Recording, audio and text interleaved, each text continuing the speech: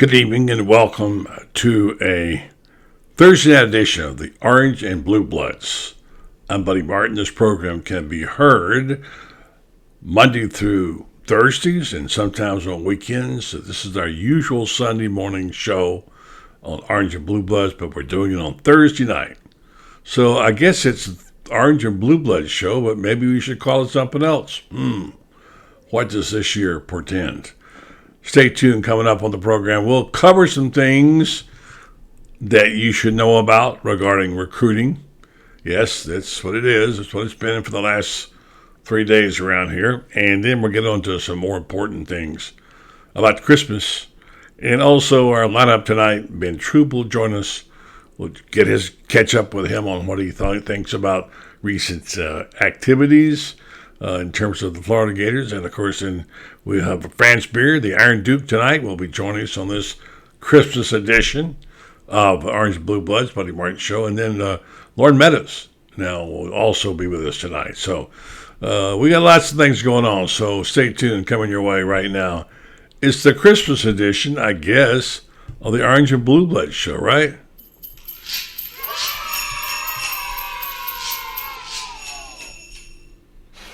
Ho, ho, ho, ho, ho! Merry Christmas! Ho, ho, ho, ho, ho, ho. Well, Merry Christmas to you, Santa. To Merry Christmas to you as well. Stand by. Buddy Martin Show is coming out right now.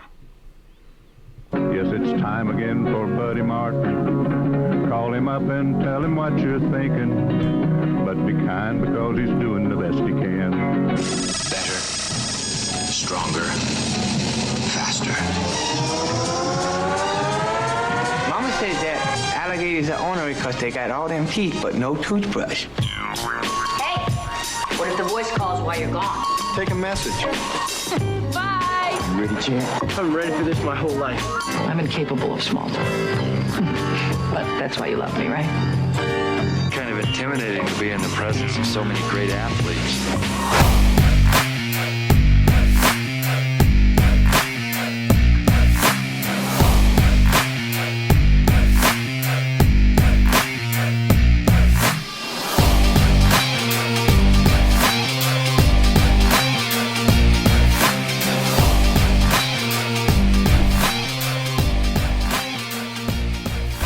Evening and welcome to the program. It's the Orange and Blue Bloods show.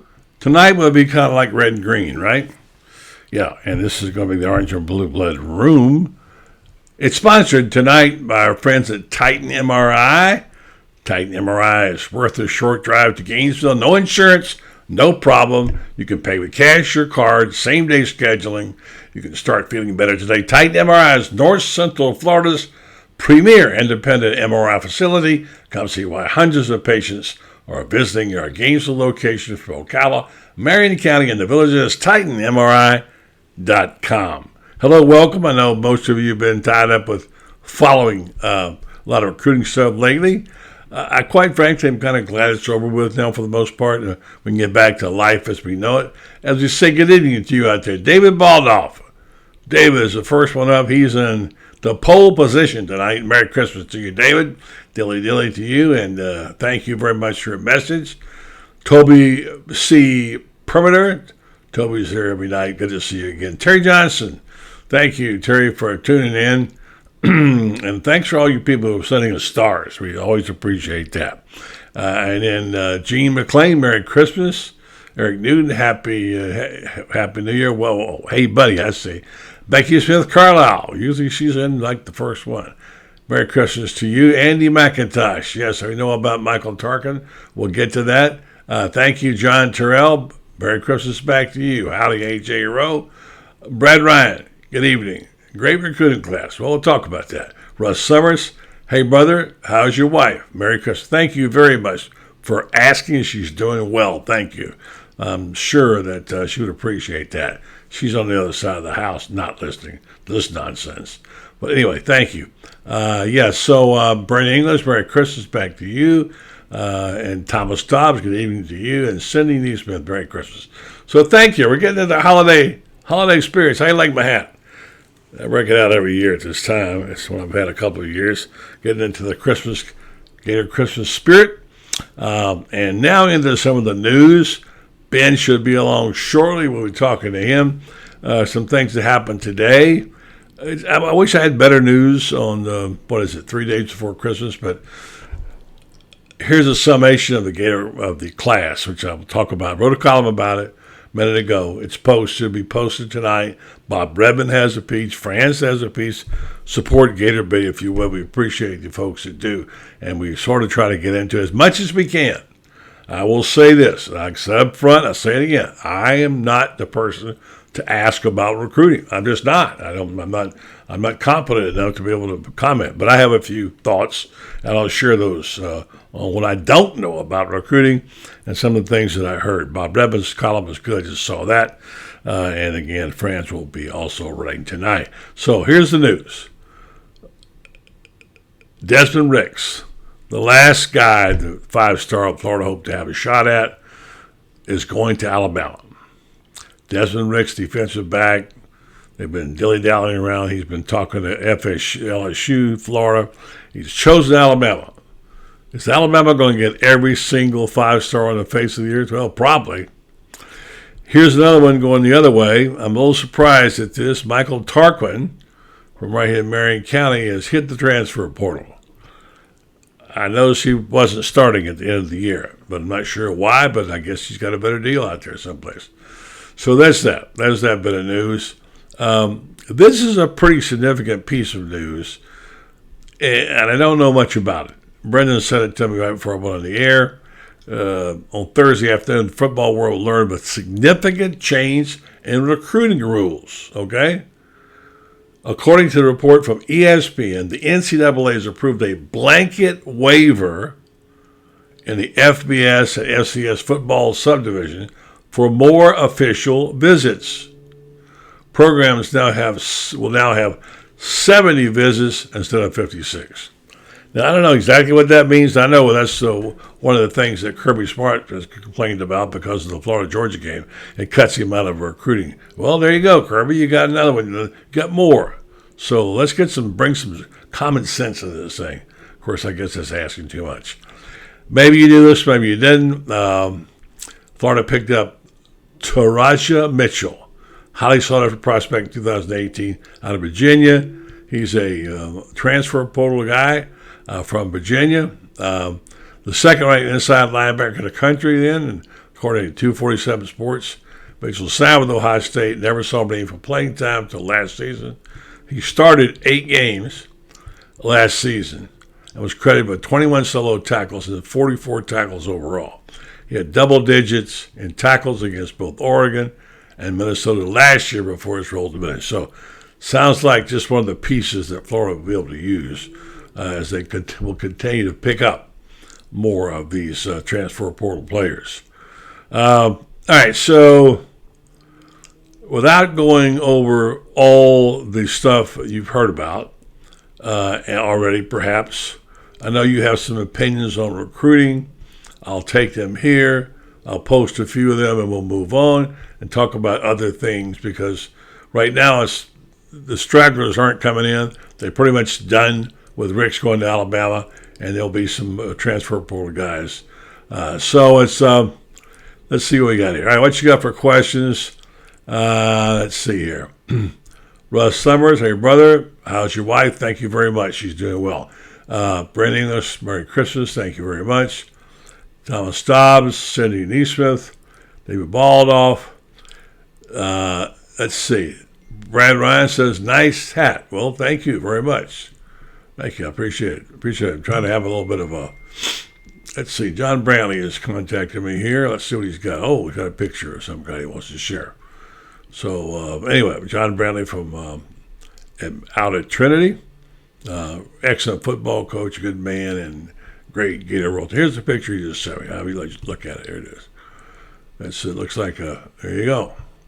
Merry Christmas from John. There it is, all his stuff. They got it didn't quite bring it home, but they had a good year. So congratulations to the Celtics. And I want to get into this right now while we're talking about Brantley. The winner of, if you didn't hear about this, the 5th annual Scott Brantley Trophy, which, by the way, around here means a lot. was awarded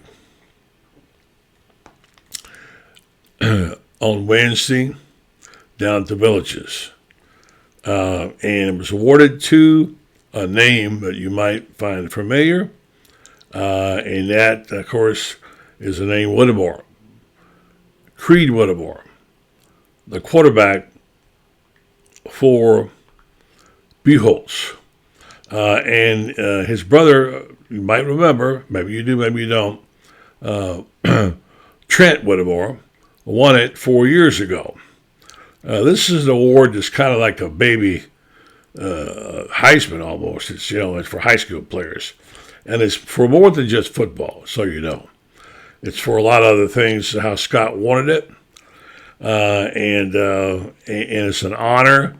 And I'm glad to say that the kind of people who've been winning it have been high character people. And this young man is that too. The Ocala Quarterback Club had all the finalists in a couple of weeks ago. Let me just get Ben, make sure he's got the link here. And they all came out, all impressive young men. So keep in mind that this is about not just football. This is about academics.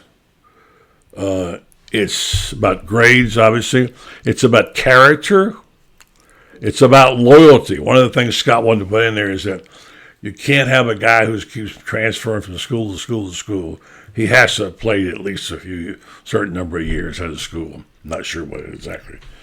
And it's also someone who is a leader in his community, a good citizen, and stands for the right things, the way Scott Brantley did. So congratulations to Creed Whittemore, the winner of the Scott Brantley Trophy. Creed will be playing at Mississippi State. That's the plan, although head coach Mike Leach unfortunately passed away. And he'll be playing there. And there's a possibility that Whit could wind up playing with him. So let's take a quick break, see if we can run down Ben, and we'll come back and tell you more about what's going on.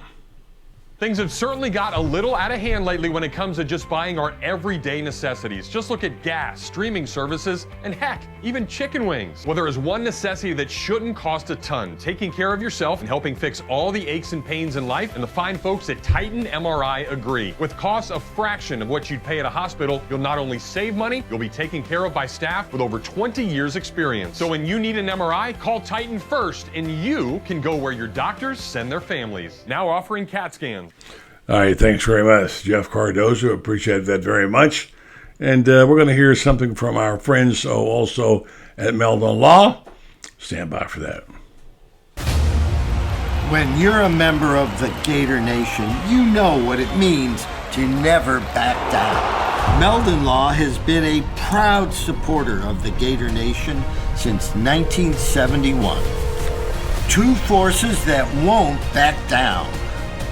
As the old saying goes, if you can't beat them, join them. Is not available. At the tone, please record your message. When you've finished recording, you may hang up or press 1 for more options. To send a fax. All right, thanks very much. Appears though Ben is tied up at the moment, and we'll get to him in a moment. And we'll also be talking to Franz Beard, who's had a real busy week. That guy, I've been reading what he's been writing. Ben doesn't have the code again. I don't know. I have to coach Ben up a little bit. Stand by while I get Ben the code. So Francis had a busy time, and then, she's covering basketball and everything else. On top of that, going to the press conference yesterday, he had an accident, and he's okay. He's fine. But, boy, he's doing double duty. He'll be on tonight. He'll also have a piece coming pretty quick, all the recruiting stuff. All right, so back to a few things. I talked about the recruiting class today. Ben will be joining us momentarily. I said right up front, look, I'm not going to be fraudulent here. Here's what I know about recruiting. 0. Guys like Bob Redmond and people at 247 Sports and On3 and You hear them on here quite a few. We had Graham Hall on earlier, and those guys, they know something about recruiting. I just have an idea. I am a recruiting ignoramus. I don't know anything about these young men except what I hear and read, so I'm not going to pass it off as first-hand information. So I go with the experts. And we've had it on this week. There's always somebody who's an expert that's not an expert. We get lots of those with the peanut gallery. But this guy's not. He's an expert on a lot of things, including now he's an expert on how to get that code every week. Good evening to you. Have Merry Christmas, Ben. Merry Christmas. I'm just trying to jump in, buddy. I know you're already knee deep in this recruiting stuff, and I would just tell the fans, the onlookers, the just all lovers of college football. We act like we know what we're looking at. Mm-hmm. Like when it comes to recruiting, right? Right. We get caught up in the hype of it. And let me tell people this: until a player decides to go to a school, he didn't flip to it. He flipped from it. No, he didn't. For those who don't know, commitments don't mean anything. They're 18 years old. They're gonna commit to a lot of schools. But guess what? We gonna work with who we got.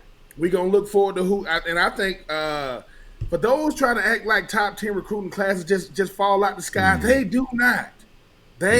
Top 10 recruiting classes are extremely difficult. Extremely difficult. So for those who is like, you know how it is, buddy. To those people who gonna criticize Billy Napier, it's not gonna matter what he does. Good, bad, they're gonna find something to say. He can't win, right? He can't win. I can't win for losing. But to those people who really understand what college football is right now, you know that getting Rashada, getting a young man from Wisconsin, getting a lot of these guys we brought in, those are quality players, and we got to wait and see. I don't care who it is. Yeah, Graham Mertz from Wisconsin. I know everybody thought we was going to get Grayson McCall. Grayson McCall threw for all these yards. Grayson McCall was in the Sun Belt. And obviously guys like Osiris Torrance, Montreal Johnson came from the Sun Belt. But the SEC is big-time football, and just because you were successful at one school doesn't mean it's going to translate to what you're doing here in Florida. But, yeah, I was very, very impressed, though, because, like I said, I don't know D. Webb's cousin. I don't know Rashada. I don't know Lagway. I don't even know the 2024 guys. But let's pump our brakes, because first he can't recruit, and look at what he did in 2022.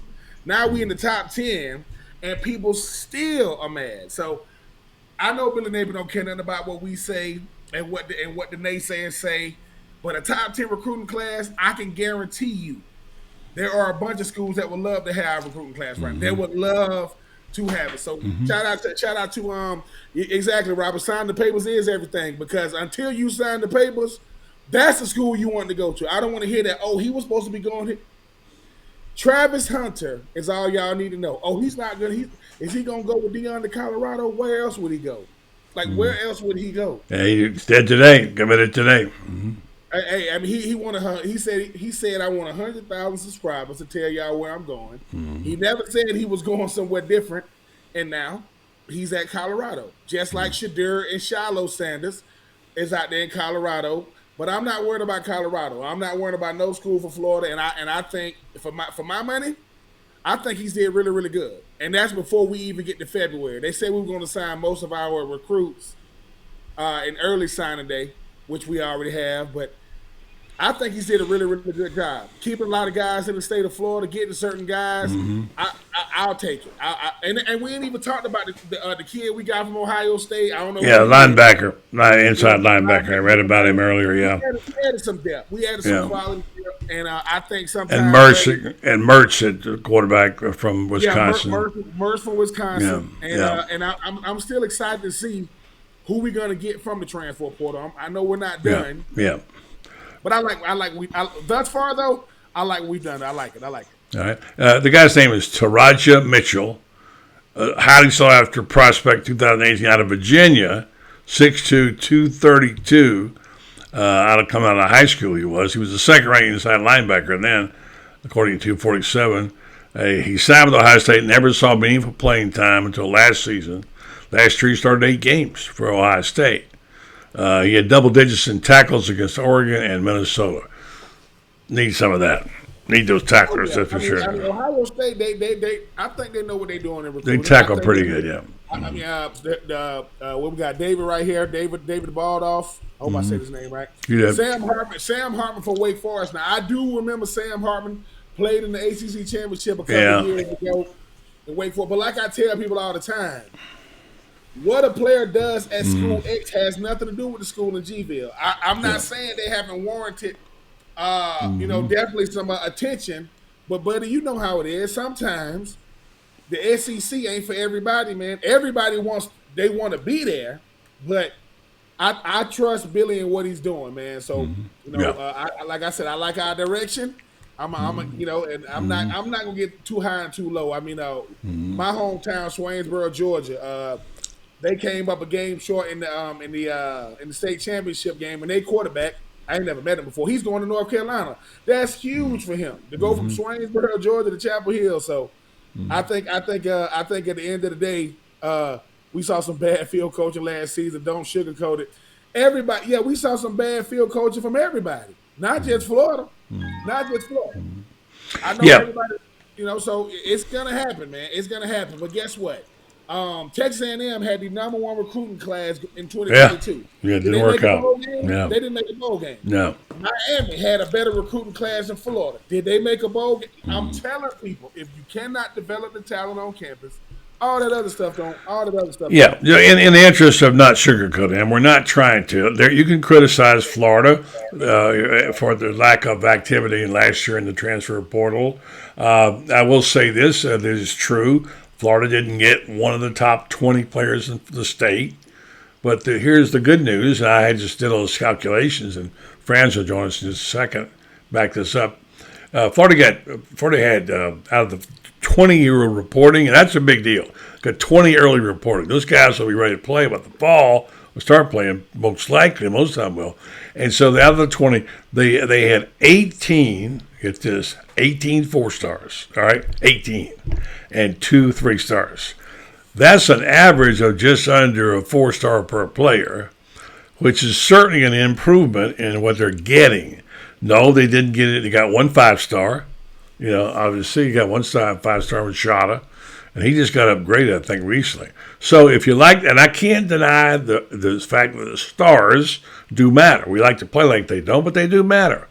Even Billy Napier said yesterday, these recruiting services, they're gotten a lot better, and they're pretty accurate now, how they calculate these players. So there's that. On the other side of the coin, and we'll talk about this for a second, and then we'll bring Franz in to share it, and later on we'll have Lauren in. But the bottom line is that he picked the 23 players he wanted with the characteristics that he liked. If you listen to his press conference, he went over every player.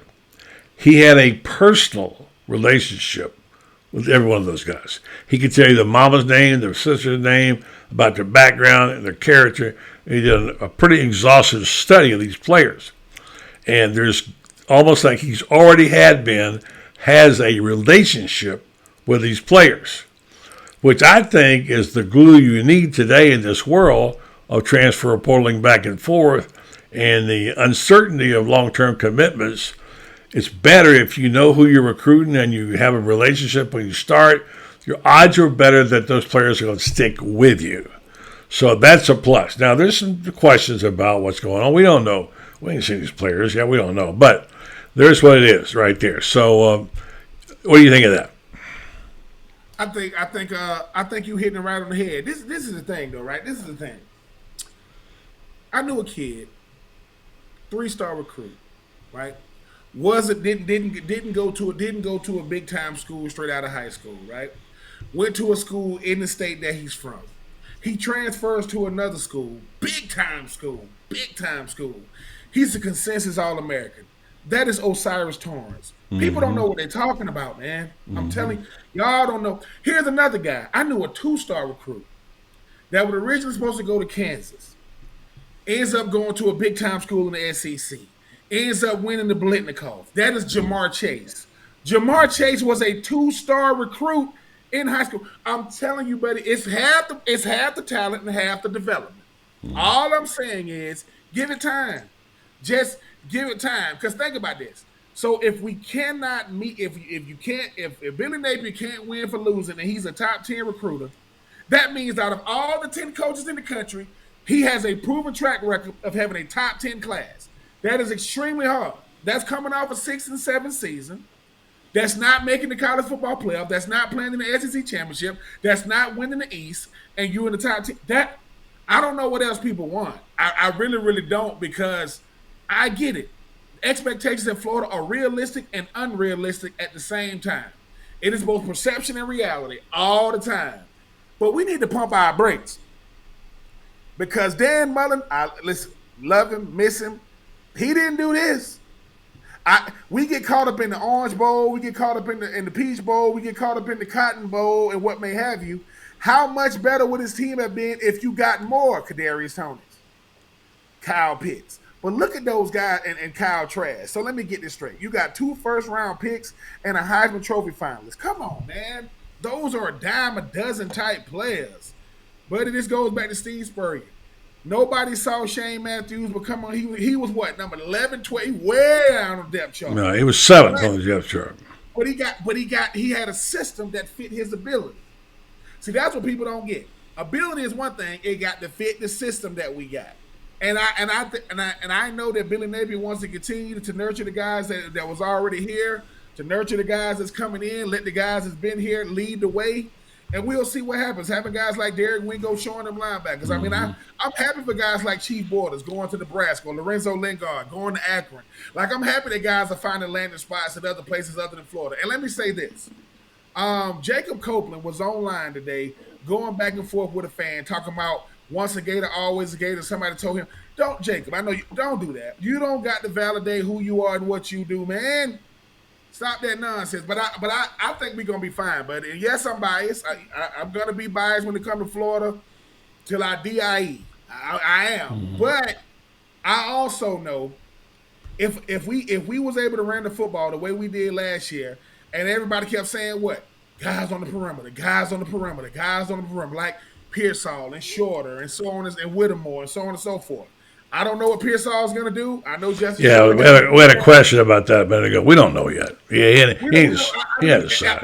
I hope he does want to come back, but if he don't, I understand. But I think that with anything, recruiting lets you know that is the lifeblood of a program. Yes, you got the season, but at the end of the day, we getting the players. Like, I think Kenny. I think at the end of the day, right? I don't know what I was in high school, and I could care less. I don't know if I was a two-star. It took me 4 years, man. I'm telling y'all, we won't. How did you do in college, Ben? You do all right? Let's see. You played tight end, right? Mm-hmm. Did you won some kind of honor or something? What did you win? But this is what I did. Ben, I just want you to answer my question. Didn't you win some kind? Was John Mackey Award finalist. Okay, that means first team All SEC, mm-hmm. First team All American in some publications. Mm-hmm. Second round pick, first guy drafted from the squad in 2004. Yeah, so you did okay. And we went 8-5 and we lost in the bowl game to Iowa. So Hey, I think you did all right. Yeah, so look, it's an inexact science. Now I will say it's getting better, as Billy says. At the same time, I don't think it's the time to blow the whistle and do panic and say, "Whoa, my gosh!" I can't wait to see what he does to these guys. Now, look, and I'm willing to wait. I'm willing to show a little patience. Let's see what the guy's going to do. And I know people know football. You know football. Franz Beard knows football. He's going to be here in a minute. I know football. Push back and say, forget who it is. Just look at this lineup of players you got and the way he handpicked them and what he's looking for in the program he's building. How do you feel about it, Billy Napier? I feel pretty good. How do you feel, Ben? I feel good because I understand it's a slow and steady process. I understand that when it comes, the hardest thing to do in college football is the coaching. That's the hard. It is not the players trying to adjust it. It's these coaches, a coach like Billy Napier. And let's call it what it is. People have a problem with Billy Napier not because of where he coaches, but because of where he came from. If he came from a P5 to a P5, he wouldn't be getting all of this. People can't get over this Sun Belt stuff. Osiris Torrance was a second team Sun Belt, first team Sun Belt. He's a consensus first team All American. He came from the Sun Belt. Montreal Johnson was a freshman All SEC. Came from the Sun. People need to cut that stuff out. I'm telling you, sometimes you just can't. Certain people, you just can't please them. You just can't. But I know this. Billy Napier, it takes a full year to fully understand where you at. I'm not saying Billy Napier didn't know, but he knows now. Hey, okay, I got it. And you got to let the chips fall. You see Jaden Daniels, he coming back to LSU. You know, he's gonna return for another season. And I just think that for Billy Napier, he got early signing day, he got national signing day in February. And we'll see what happens, man. The spring football is going to be very, very exciting. Yeah. Because you already see how ramped up and crazy it's going to be. You see, you can already. So I don't know if we're going to get one more quarterback out the transfer portal. I wouldn't be surprised if. Well, Billy says he wants one. So yeah, I wouldn't be surprised if he didn't. Because the thing about the quarterback position, guys are used to having to compete. Only one guy's going to play. They understand that, but I like what he did. At the end of the day, all right. I like what he did. All right, so you're okay with Billy Napier's recruiting. I'm okay. Let's see what this guy thinks about it. He's been writing about it all week. He's awake. That's the one thing. Had about 4 hours sleep the last 3 nights, but he's back and he's here. And good evening and Merry Christmas to you, Francis. Merry Christmas to both you guys, two of my favorite people in the world. Well, do you love you love me more than you love Ben? That's all I want to know because I got to know that right now. I'll tell you what, I love Miss Joni better than I love both of you. Good answer. Good answer. Yeah, good answer. I'll give you a number here. 92.34. What do you think that stands for? Anybody got a clue? It's a radio station, I think, in Memphis. No, I don't know what it is. That's the average score given each player, the average player in the Florida recruiting class by 24/7 Sports.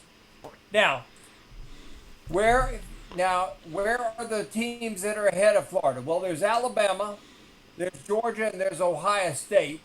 And then there's the little old Florida Gators at 92.34. Now, Alabama's got 28 in their signing class. Georgia's got 26 in theirs. Now, they got some 5 stars and everything like that. But here's the thing. Florida only has 20 in its recruiting class. Now, people say, well, Florida was 12th in 24/7's recruiting class. Well, guess what? The schools above them. They had 28 at Alabama, 27 at Georgia, 22 at Texas, 26 at Miami, 25 at Oklahoma, 20 at Ohio State, 25 at LSU, 24 at Notre Dame, 25 at Tennessee.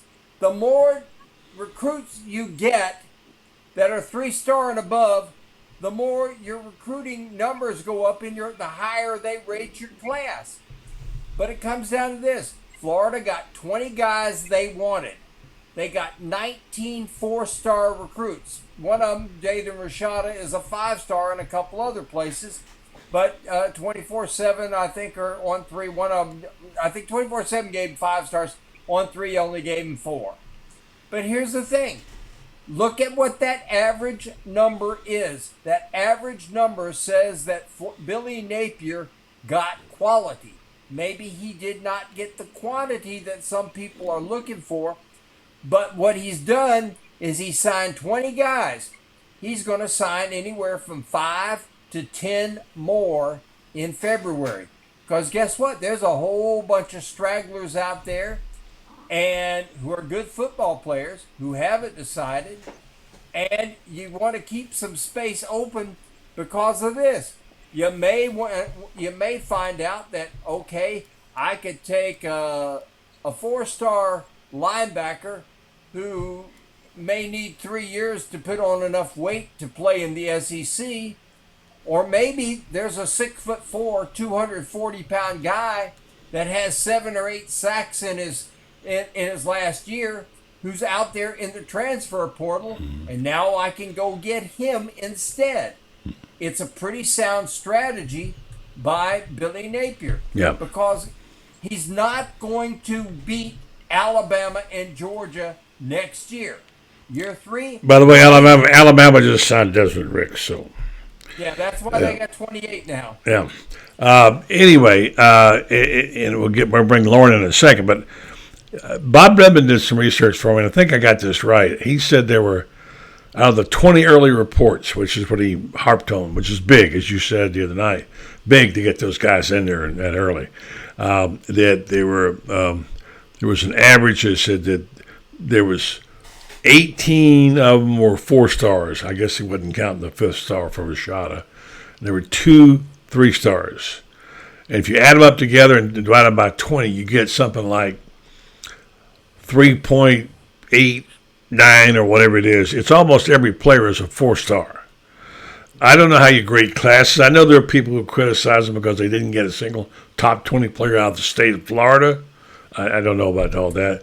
But in my opinion, I said this earlier, friends, I'll let you respond, then Ben again. We'll bring Lauren in.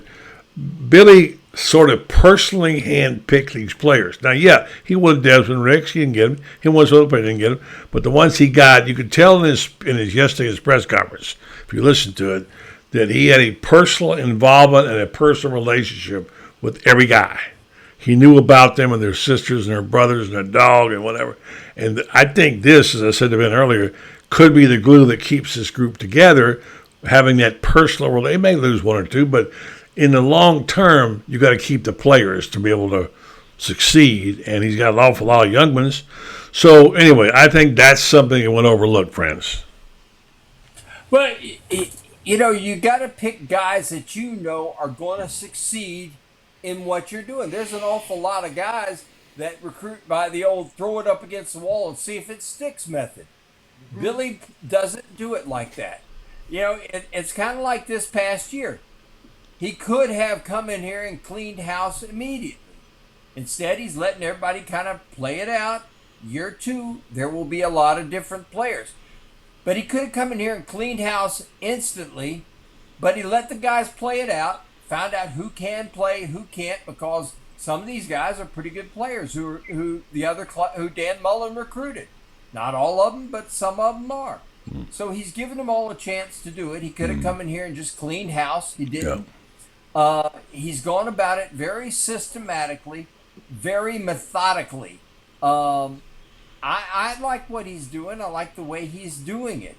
Now, you still got to wait and see how it all pans out. Ben Troop came here as a highly recruited guy. But it wasn't until year 4 that Ben started producing. Years 1, 2, and 3, we were saying, did they misjudge him when they were handing out the stars and everything like this? 4-star guy? Oh my gosh. Well, in year 4, he started playing like a 4-star guy, and in year 5, he's played like a 5-star guy.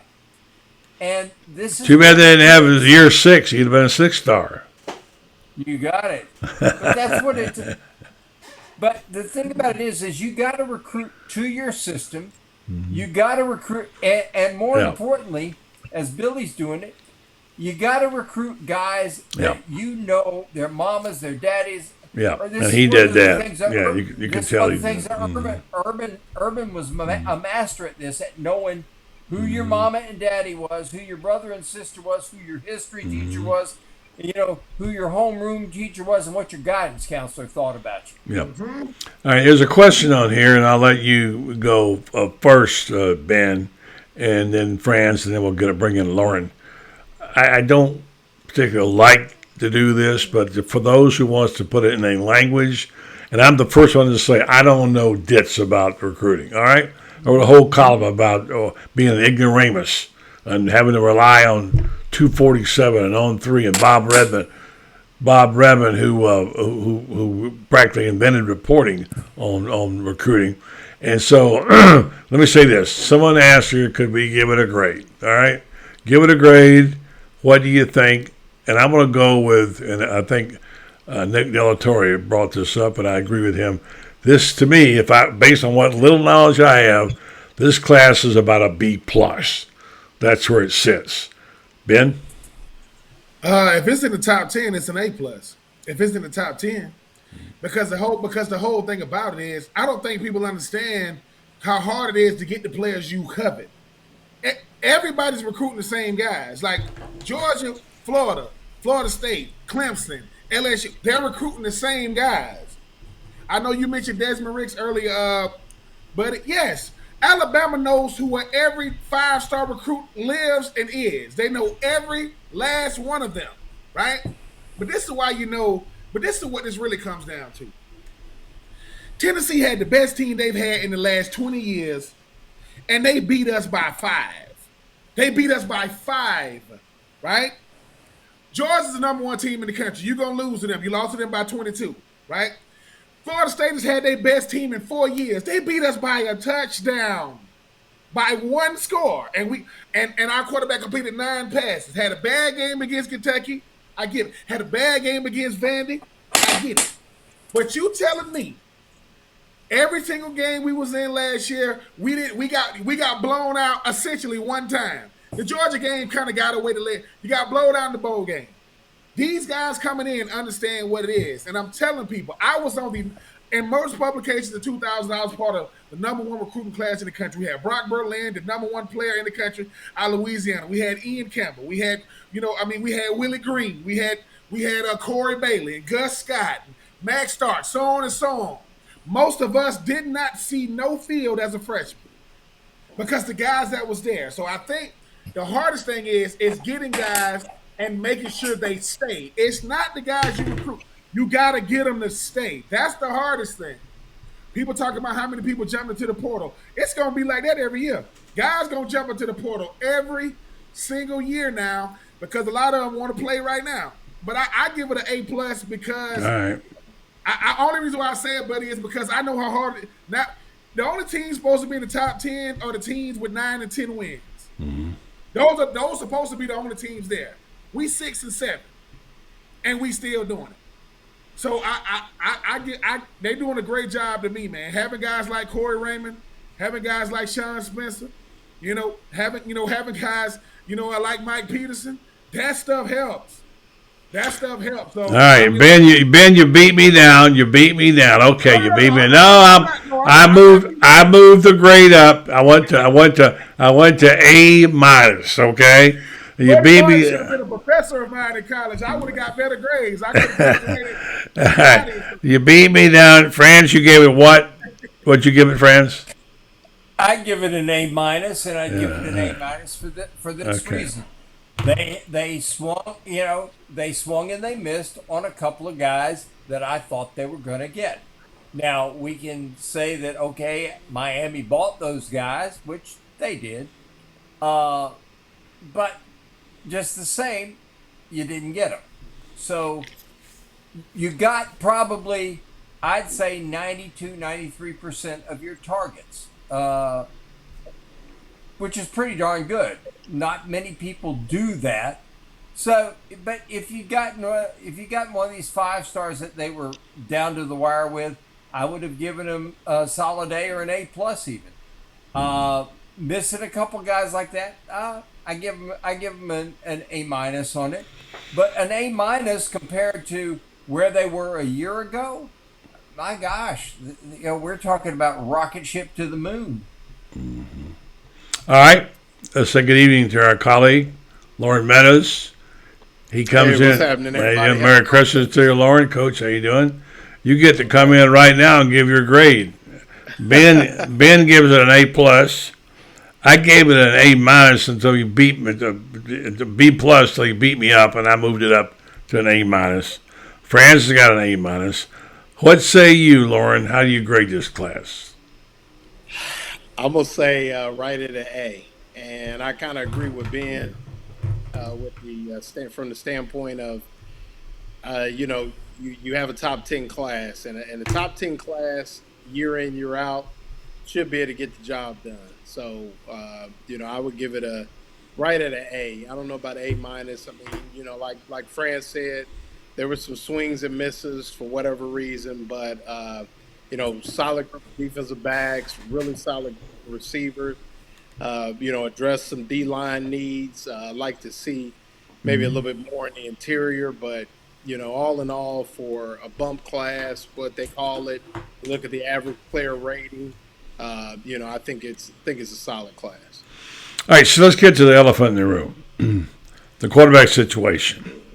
Miller just didn't have a great game, but what could you expect? I mean, with little prep he had. He's going to be able to get a crack at it when the spring comes, spring call, because now they've got Graham Mertz from Wisconsin. That's a head scratcher for me until I thought about it. Billy's going to get one more portal player and he's going to preferred walk-on. He wants 5 quarterbacks in the room. The question I have for all of you, and we'll start around the room, start with Ben up to Lauren and then France, is that was it a good move not to, if they could have gotten a 5-star quarterback in there, to bring in somebody, pay him $5 million like the Pitt coach Nardozzi said somebody was doing.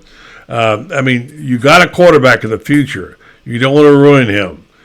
Could he see the field this year? And did they want another placeholder? Because it feels like Miller is kind of a placeholder, and I think that probably that will be the case with Mertz. All right, let's go with that, and Ben, you answer that. What about the quarterback situation? I mean, when's the last time Florida got a quarterback from Wisconsin? Okay. I played with a quarterback from Indiana, and he was pretty freaking good. I'm just saying, like it's. I think sometimes, right? I think sometimes. Let's just call it what it is. The reason why we don't know who Graham Mertz is because he's in a part of the country we don't cover. It's not that he cannot play. We just don't know who he is. I know who Grayson McCall is because I had to cover Coastal Carolina. But at the end of the day, you got you a transfer, right? You got you a 5-star, and you got you a guy on campus. You need all 3 elements. I need a guy that's already on campus, a guy that's coming on campus, and a guy that's been on another campus. Because all 3 need to see what they got. And like I said, early signing day has really, really taken the flair away from national signing day. You got guys out there that Florida still's coveted. Like, I mean, I get it. We get caught up in the big names. But like I said, if Felipe Franks never get hurt, we never ever know how good Kyle Trask really is. We never know he's that. Right? I think Florida's still going to get a guy before February or when national signing day comes. And it's still a bunch of guys, in the portal. Like, I mean, I think when you look at the Florida situation, it's just very, very unique. We think about who's gonna be the starter, but we're fine. It ain't Jack Miller's fault that we laid an egg, man. I mean, it ain't his fault. I mean, I remember a couple of moons ago in the Cotton Bowl. Remember that? That got real ugly in that Cotton Bowl. All I'm saying is Jack Miller is not gonna be judged off of one game. I guarantee you that. I like the fact that we go out there and get a guy in Graham Mertz. Go watch the tape on Graham Mertz if you want to see how he really plays. And the Rashada kid, outside of being a 5-star, he's never played college football. We have no clue how he's going to look. So give us some time. I think we'll be just fine in the quarterback room. There are people in college football that would love to have Florida's problems right now. We got a guy that's coming off an injury, a guy that we covered that we flipped from Miami, right? Mm-hmm. And we get a guy that's already accustomed to college football. He's just coming to the SEC. You got to wait and see. It's going to make the spring even more. Lauren Meadows going to earn his money in the spring because he's going to be like, well, I got to see what I need. Because Lauren and France, they right there can see it. Before you are the part, you got to look the part. You don't believe me? Why you think Anthony Richardson looked the way he looked? Ain't no Stetson Bennett walk around Gainesville. You would love his production, but if our quarterbacks look like that, just stature, that's when you get nervous. Because that stuff ain't going to cut it down here in G-Ville. You got to be at least 6 feet with no shoes on, right? We deal with quarterbacks 6 feet and up down here. I'm just saying. All right, Ben, he called you out. You did write a little something about in your piece this week about I think Mertz had minus 65 yards rushing when you figured in all the sacks and what have you. He's not a terribly accurate passer, 55%. Since you were an analyst here, what do you think about this guy? And do you think Florida has the right mix in the quarterback room? Lauren? I thought France was going. It's interesting. I think that I'm kind of wait and see mode from the whole quarterback situation. And what I mean by that is, I think that everybody looks at Graham Mertz and they think that you have to have one guy versus 2. And what I think is, I don't think it's necessarily over for Florida yet, particularly in the portal.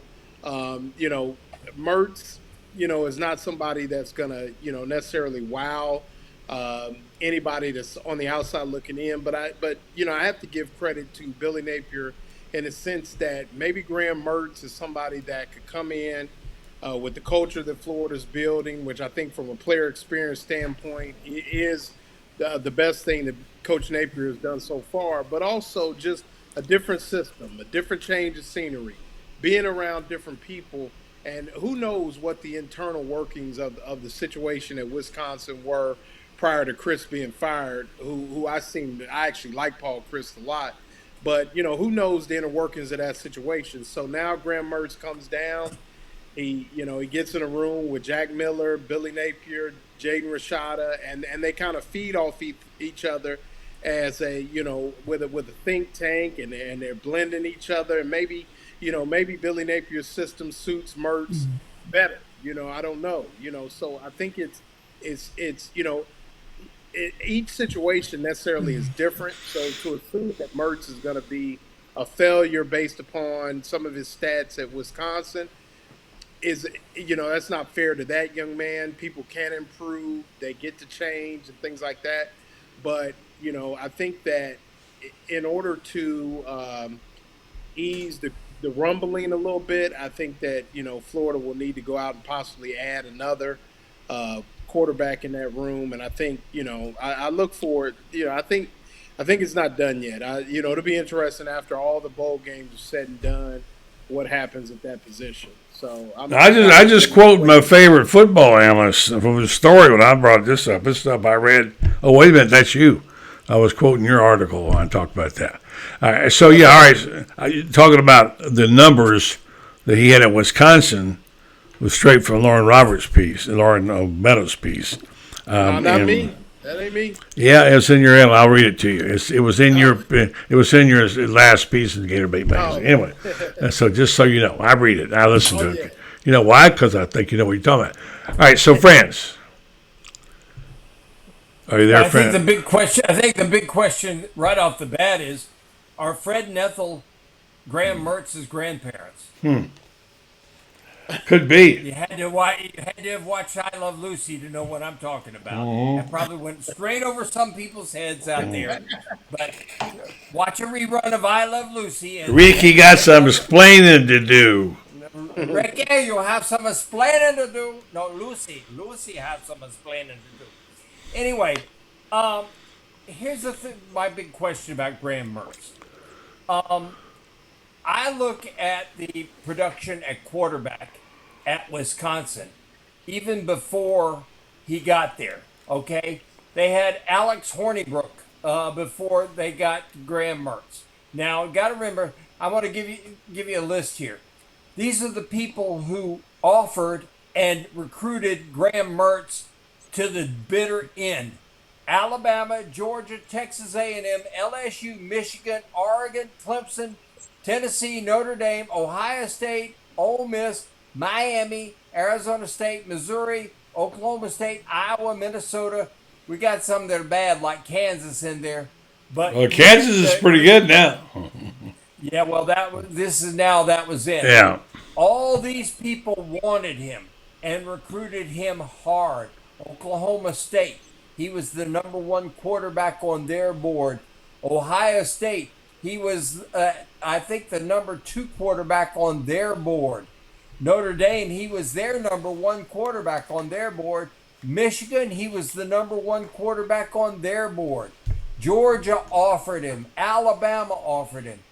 What does that tell you? It tells you a guy that came out of high school pretty well touted. Now, we've all seen great high school quarterbacks who peaked in high school. They used to have a guy up at Valdosta named Wright Bazemore. And just about, with the exception of Buck Bellew, just about every quarterback he ever had, peaked in high school. They weren't worth a darn in college because he had gotten everything out of them in high school. So did Graham Mertz, was he, when he was such a highly touted guy, was Graham Mertz, the best he was ever going to be in high school? Or did he get up to Wisconsin where let me give you some numbers here. The year before, Jack Cohn was there before him. Graham Mertz was there, and he went on to transfer to Notre Dame. Then there was Alex Hornibrook before him, who threw 13 touchdown passes, 11 interceptions. And before that, Alex Hornibrook had 25 and 15. And the year before that, 9 and 7. Now, all this was under Paul Christ. Now, what does that tell you? You look at those numbers, and the accuracy is all about the same, about 58, 59% typically. Not overwhelming numbers, except for that 1 year in 2019 when Jack Cohn really, really played well. I mean, really played well. So what does that tell you? It tells you that there's a really good possibility that Graham Mertz was not exactly coached by Terry Bradshaw or coached by some guru out there, some quarterback whisperer, but he was coached by somebody who's maybe a pretty good coach, but not a great one. Didn't know how, or maybe he was just in a system that doesn't equate to his particular skills. We don't know that. Yeah. The other thing we don't know is this.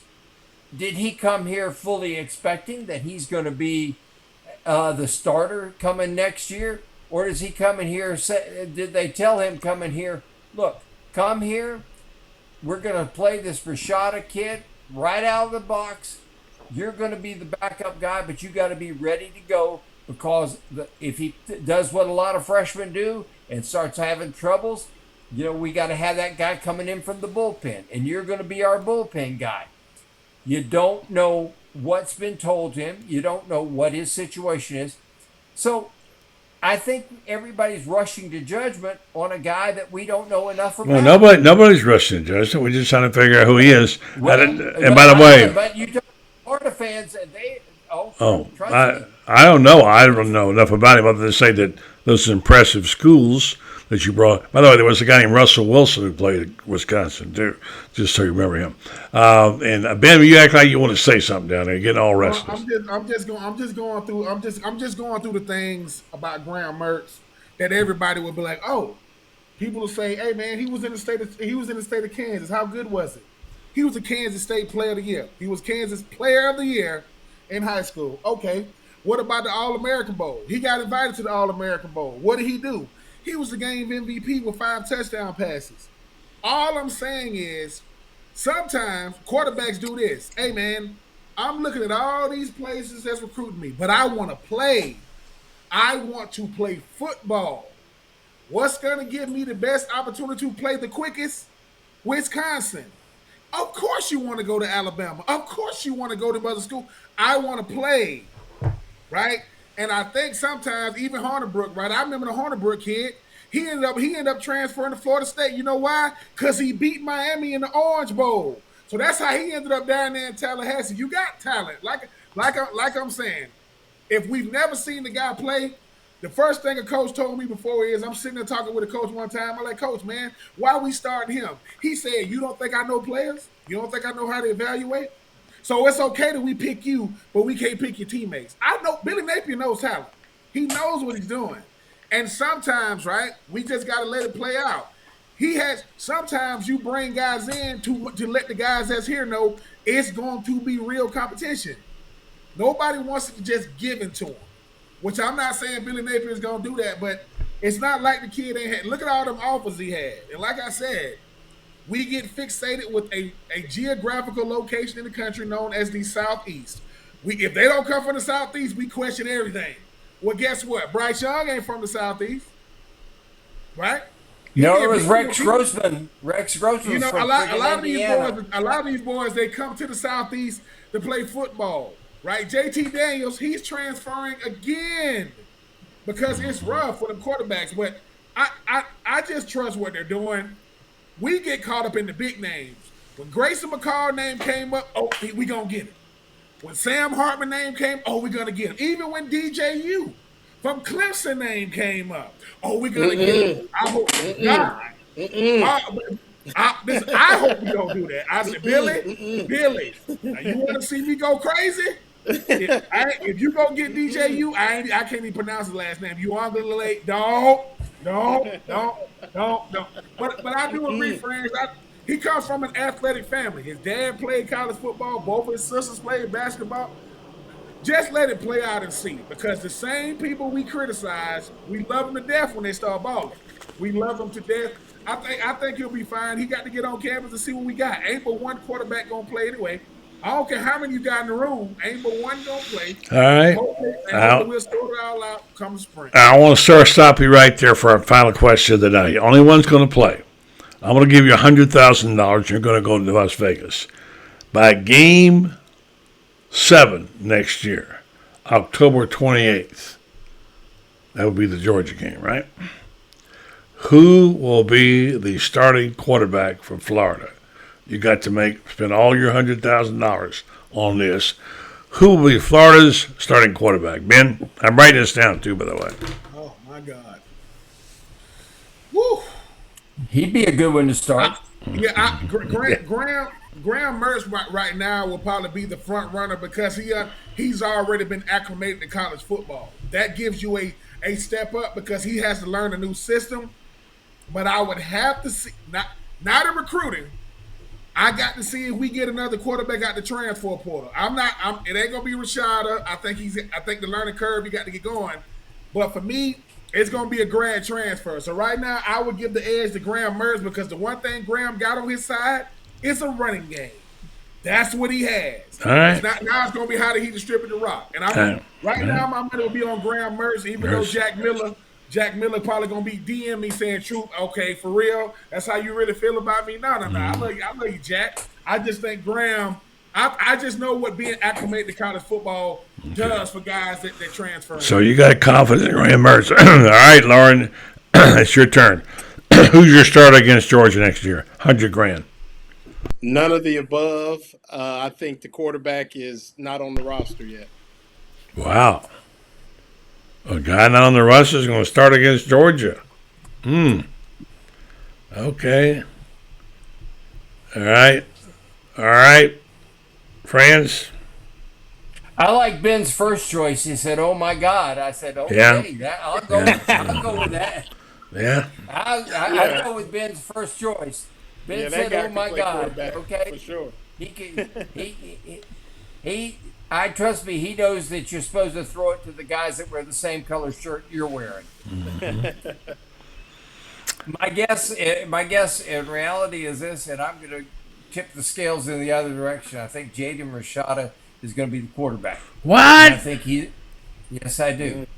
And the reason I think he is I think the kid is that talented, and he is a world-class leader. He really is a world-class leader, and it's going to come down to this. How quickly does he adapt to studying the film? Physically, these guys come in here and we see them. Nobody had better physical skills coming in here than Brock Berlin, but Rex Grossman had it between here and Brock didn't.